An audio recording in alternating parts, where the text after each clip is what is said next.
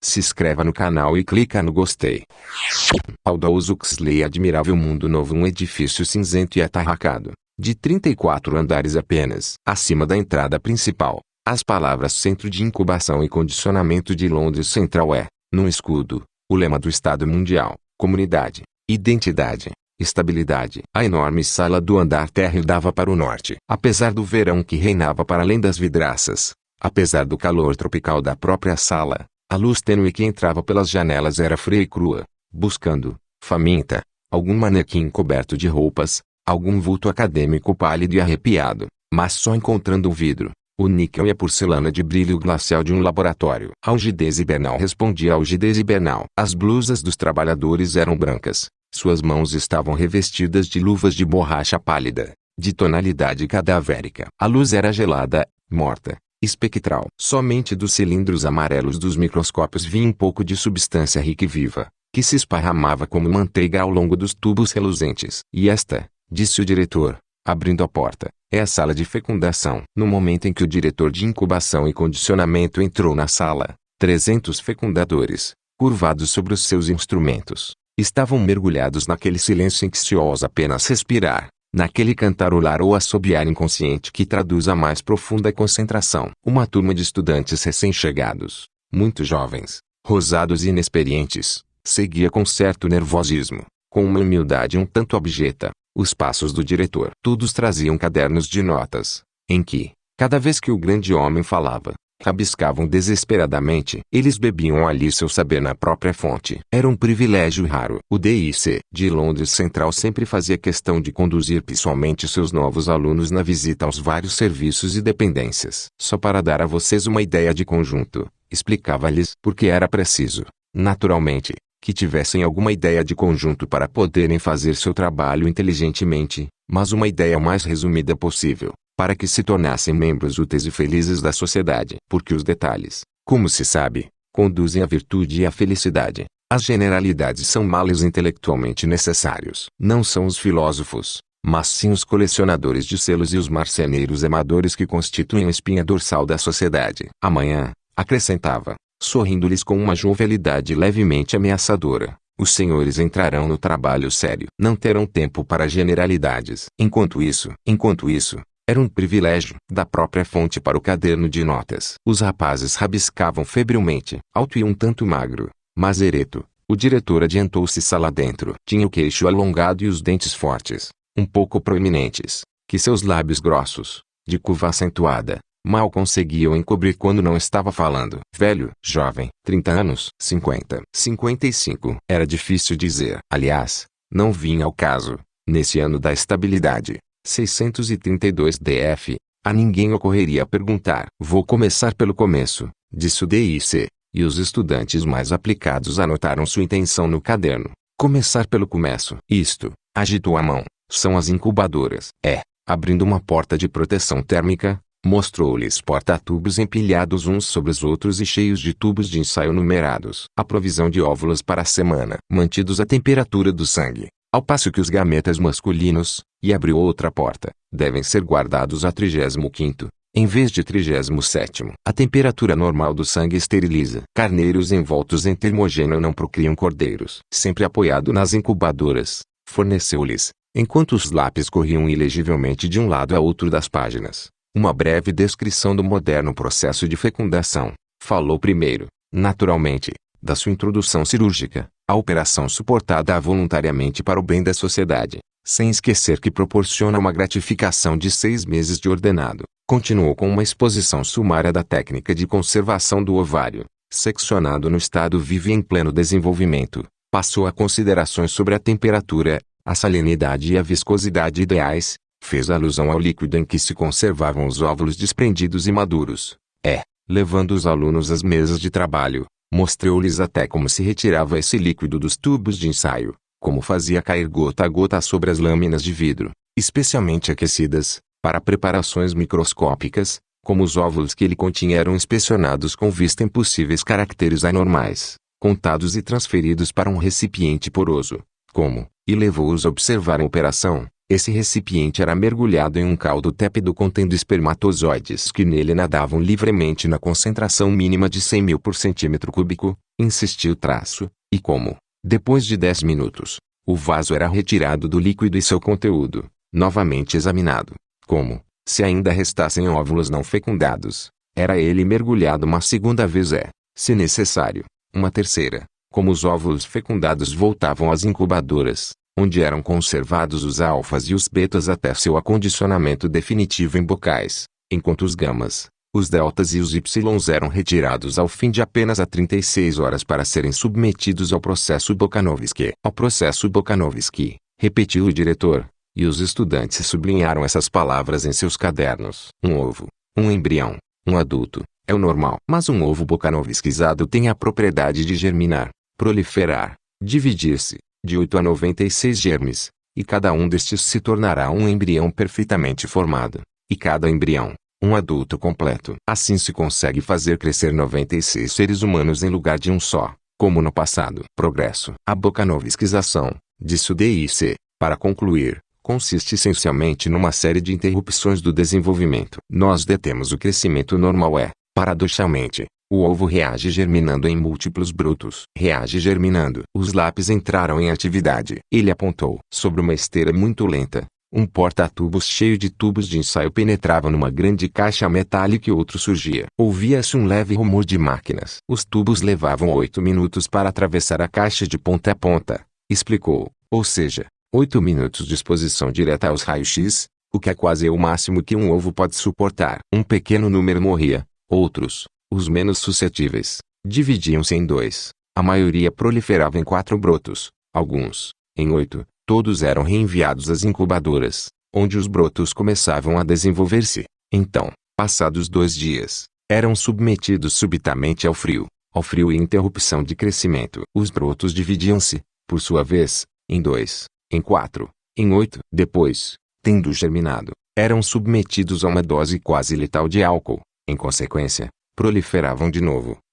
Tendo germinado, ficavam então a desenvolver-se em paz. Brotos de brotos de brotos. Toda nova interrupção seria geralmente fatal. A essa altura, o ovo primitivo tinha fortes probabilidades de se transformar em um número qualquer de embriões, de 8 a 96, o que hão de convir, um aperfeiçoamento prodigioso em relação à natureza. Gêmeos idênticos, mas não em insignificantes grupos de 2 ou 3. Como nos velhos tempos da reprodução vivípara, quando um ovo se dividia às vezes, acidentalmente, e sim em dúzias, em dezenas, de uma só vez. Dezenas, repetiu o diretor, e fez um gesto largo com o braço, como se distribuísse liberalidades a uma multidão. Dezenas. Um dos estudantes, todavia, cometeu a tolice de perguntar em que consistia a vantagem. Meu bom rapaz. O diretor virou-se vivamente para ele. Não vê, pois? Não vê? Ergueu a mão. Sua atitude era solene. O processo Bokanovski é um dos principais instrumentos da estabilidade social. Um dos principais instrumentos da estabilidade social. Homens e mulheres padronizados, em grupos uniformes. Todo o pessoal de uma pequena usina constituído pelos produtos de um único ovo bokanovskizado. 96 gêmeos idênticos fazendo funcionar 96 máquinas idênticas. Sua voz estava quase trêmula de entusiasmo. Sabe-se seguramente para onde se vai. Pela primeira vez na história, citou o lema planetário: comunidade, identidade, estabilidade. Grandes palavras. Se pudéssemos bokanovskizar indefinidamente, todo o problema estaria resolvido. Resolvido por meio de gamas típicos, deltas invariáveis, ys uniformes. Milhões de gêmeos idênticos. O princípio da produção em série aplicado enfim à biologia. Mas aí de nós. O diretor sacudiu a cabeça. Não podemos bokanovskizar indefinidamente. 96. Tal parecia ser o limite. 72. Uma boa média. Fabricar com o mesmo ovário os gametas do mesmo macho o maior número possível de grupos de gêmeos idênticos. Era o que se podia fazer de melhor. Um melhor que, infelizmente, não passava de um menos mal. E até isso era difícil. Porque, na natureza, são necessários 30 anos para que 200 óvulos cheguem à maturidade. Mas o nosso problema é estabilizar a população neste momento.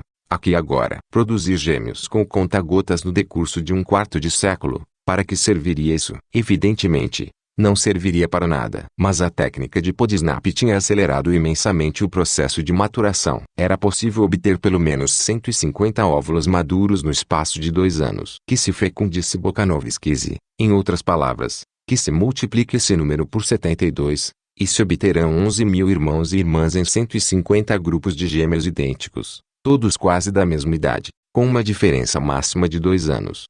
Em casos excepcionais, podemos obter de um único ovário mais de 15.000 indivíduos adultos. Fazendo sinal a um jovem louro de tez rosada que por ali passava nesse momento, chamou: Senhor Foster. O jovem aproximou-se. Poderia indicar-nos o número máximo obtido de um único ovário, Senhor Foster? 16.012. Neste centro, respondeu o Senhor Foster, sem hesitação. Falava muito depressa, tinha os olhos azuis e vivos, e sentia um prazer evidente em citar algarismos. 16.012, em 189 grupos de idênticos. Mas, sem dúvida, já se conseguiu coisa muito melhor, continuou com desembaraço, em alguns centros tropicais. Singapura tem produzido frequentemente mais de 16.500. E Mombasa já atingiu a marca dos 17.000. Mas acontece que eles são injustamente privilegiados. É preciso ver como um ovário de negra reage ao extrato de pituitária. É de causar assombro, quando se está habituado a trabalhar com material europeu. Apesar disso,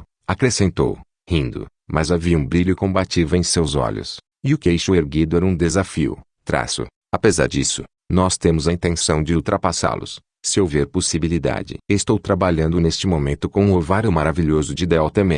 Tem apenas 18 meses. Mais de 12.700 crianças já decantadas ou em embrião. E ele ainda vai longe. Um dia havemos de vencer. É desse espírito que eu gosto, exclamou o diretor, com uma palmadinha no ombro do Sr. Foster. Venha conosco e transmita a estes rapazes o seu saber de especialista. O Sr. Foster sorriu modestamente. Com muito prazer. Eles o seguiram. Na sala de enfrascamento, tudo era agitação harmoniosa e atividade ordenada. Placas de peritônio de porca, todas cortadas nas dimensões exatas, chegavam continuamente, em pequenos elevadores, do depósito de órgãos no subsolo. Bzzz e depois clique. As portas do elevador abriam-se amplamente. O forrador de bocais tinha só de estender a mão, pegar a placa, introduzi-la, acomodá-la antes que o bocal assim guarnecido tivesse tempo de se distanciar ao longo da esteira sem fim. Bzzz. Clique.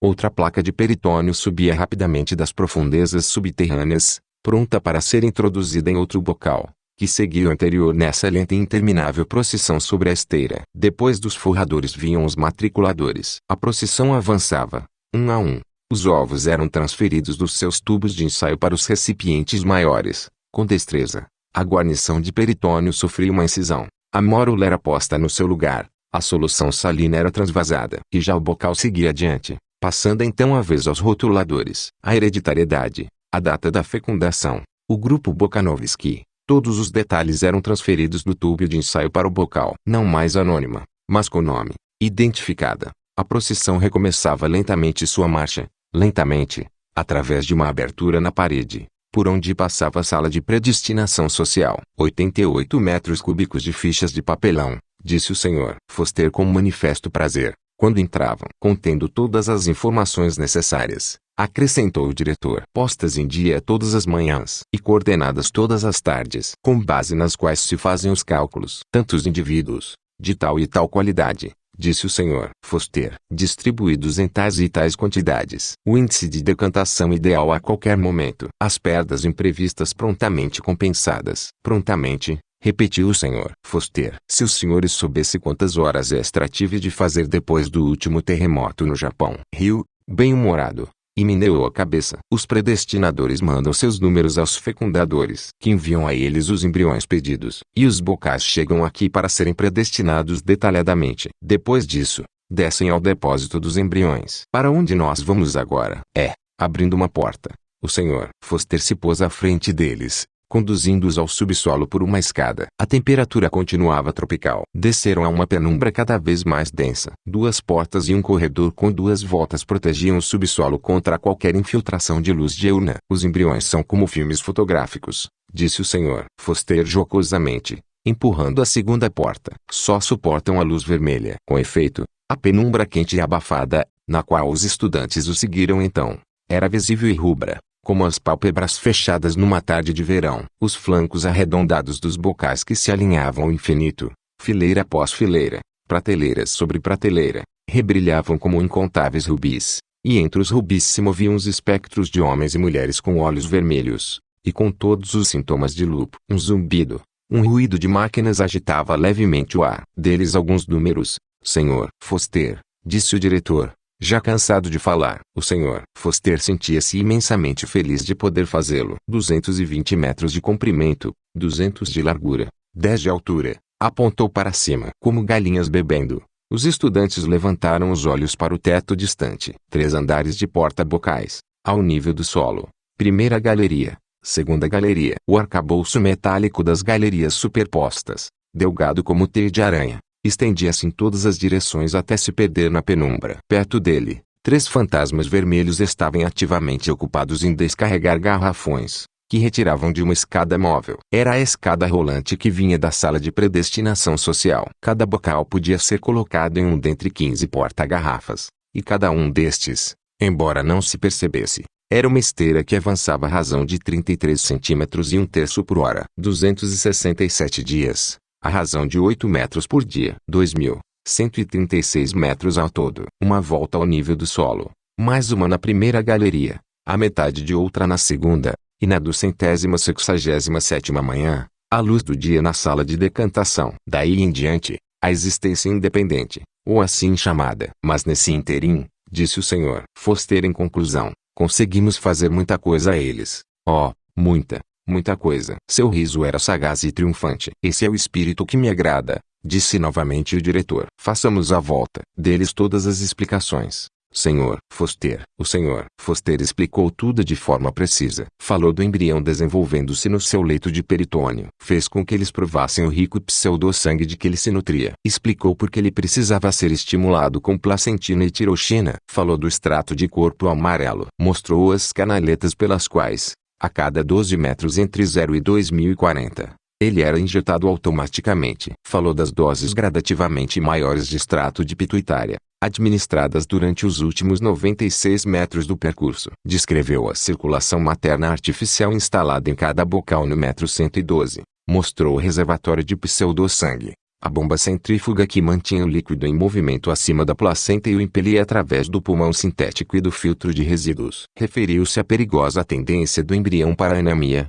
as doses maciças de extrato de estômago de porco e de fígado de feto de potrilho que, por isso, era preciso fornecer-lhe. Mostrou-lhes o mecanismo simples por meio do qual, durante os 2 últimos metros de cada percurso de 8, eram sacudidos simultaneamente todos os embriões para se familiarizarem com o movimento. Aludiu à gravidade do chamado trauma da decantação e enumerou as precauções tomadas para reduzir ao mínimo, por um adestramento apropriado do embrião no bocal, esse choque perigoso. Falou-lhes das provas de sexo efetuadas nas proximidades do metro 200. Explicou o sistema de rotulagem. Um T maiúsculo para os machos, um círculo para as fêmeas e, para aquelas destinadas a ficarem neutras, um ponto de interrogação preto sobre fundo branco. Porque, veja bem, disse o Sr. Foster na imensa maioria dos casos a fecundidade é simplesmente um incômodo. Um ovário fértil em 1200, eis o que seria plenamente suficiente para nossas necessidades. Mas nós queremos ter boa possibilidade de escolha.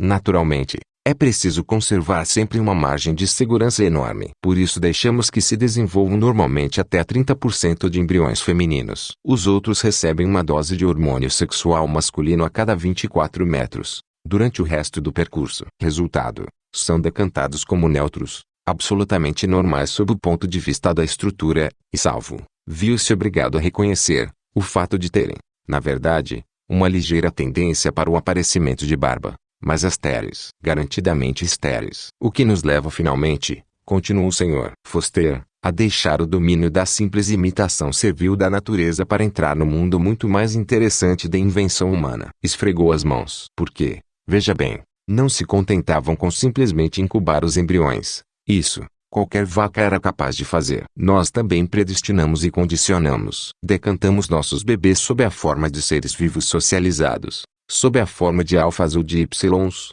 de futuros carregadores ou de futuros, ia dizer futuros administradores mundiais, mas, corrigindo-se, completou, futuros diretores de incubação. O DIC recebeu a lisonja com um sorriso. Achavam-se no metro 320 do porta-tubos número 11. Um jovem mecânico beta- estava trabalhando com chave de parafusos e chave inglesa na bomba de pseudo-sangue de um bocal que passava. O zumbido do motor elétrico tornava-se frações de tom mais grave à medida que ele apertava as porcas. Mais grave, mais grave. Uma torção final, um olhar ao contador de voltas. E pronto. Deu 2 passos ao longo da fileira e recomeçou a operação na bomba seguinte. Ele está diminuindo o número de giros por segundo, explicou o Sr. Foster. O pseudo-sangue circula mais devagar, por conseguinte, passa pelos pulmões em intervalos mais longos, portanto, fornece menos oxigênio ao embrião. Nada como a escassez de oxigênio para manter o embrião abaixo do normal. De novo esfregou as mãos. Mas por que precisamos manter o embrião abaixo do normal? Perguntou um estudante ingênuo. Que asno, disse o diretor,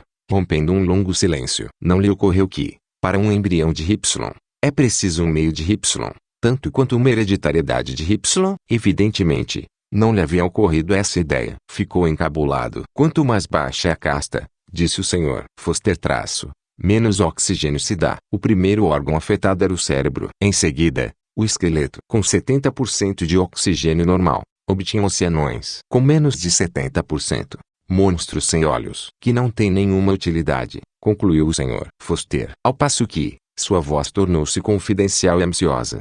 Se pudesse descobrir uma técnica para reduzir o período de maturação, que vitória, que benefício para a sociedade. Considerem o cavalo. Os jovens consideraram maduro aos 6 anos, o elefante, aos 10. Enquanto, aos 13 anos, um homem ainda não está sexualmente amadurecido, e não é adulto antes dos 20 anos. Daí, naturalmente, esse fruto do desenvolvimento retardado, a inteligência humana. Mas nos Ys, disse com muita propriedade o Sr. Foster, nós não precisamos de inteligência humana. Não precisavam dele e não obtinham. Mas, ainda que nos Y o espírito estivesse maduro aos 10 anos, eram necessários 18 para que o corpo ficasse em condições para o trabalho. Que longos anos de imaturidade, supérfluos e desperdiçados. Se pudesse acelerar o desenvolvimento físico até torná-lo tão rápido, digamos, como o de uma vaca, que enorme economia para a comunidade. Enorme, murmuraram os estudantes. O entusiasmo do Sr. Foster era contagioso. Suas explicações tornaram-se mais técnicas. Falou da coordenação anormal das glândulas endócrinas, que fazia com que os homens crescessem tão lentamente. Admitiu, como explicação, uma mutação germinal. Seria possível destruir os efeitos dessa mutação? Seria possível fazer regredir o embrião de Y, por meio de uma técnica apropriada, até a normalidade dos cães e das vacas. Tal era o problema, e estava perto de ser resolvido. Pilkington, em Mombasa, produzir indivíduos que eram sexualmente maduros aos 4 anos e de porte adulto aos 6 anos e meio. Um triunfo científico. Mas socialmente inúteis. Homens e mulheres de 6 anos e meio eram demasiado estúpidos, mesmo para realizar o trabalho de um Y. E o processo era do tipo tudo ou nada. Ou não se conseguia nenhuma modificação, ou se modificava completamente. Ainda estavam tentando encontrar o meio termo ideal entre adultos de 20 anos e adultos de 6 anos. Até então sem êxito, o Sr. Foster suspirou e balançou a cabeça. Suas peregrinações através da penumbra os tinham levado às proximidades do metro 170 do porta-tubos número 9. A partir desse ponto, o porta-tubos desaparecia em uma canaleta e os bocais percorriam o resto de seu trajeto numa espécie de túnel, interrompido aqui e ali por aberturas de 2 ou 3 metros de largura. Condicionamento ao calor, disse o Sr. Foster. Túneis quentes alternavam-se com túneis resfriados. O resfriamento estava ligado ao desconforto sob a forma de raios X diretos. Quando chegavam a ponto de serem decantados, os embriões tinham horror ao frio. Ficavam predestinados a emigrarem para os trópicos, a serem mineiros, tecelões de seda de acetato e operários de fundição. Mais tarde, seu espírito seria formado de maneira a confirmar as predisposições do corpo. Nós os condicionamos de tal modo que eles se dão bem com o calor, disse o Sr. Foster em conclusão. Nossos colegas lá em cima os ensinarão a amá-lo. Final da parte 1.